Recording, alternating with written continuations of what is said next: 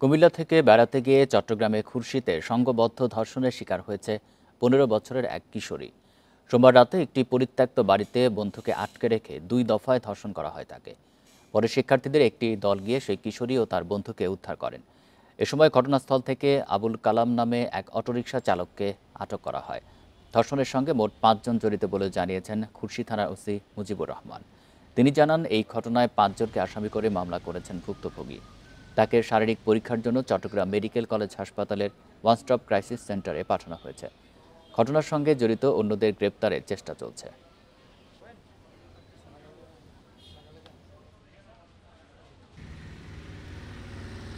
হয়ে গেছে মামলা, একজন অ্যারেস্ট আছে। আর ভিকটিমকে যে ইয়াতে ওই কি বলে মেডিকেলে ওইখানে পরীক্ষা নিরীক্ষার জন্য পাঠানো হয়।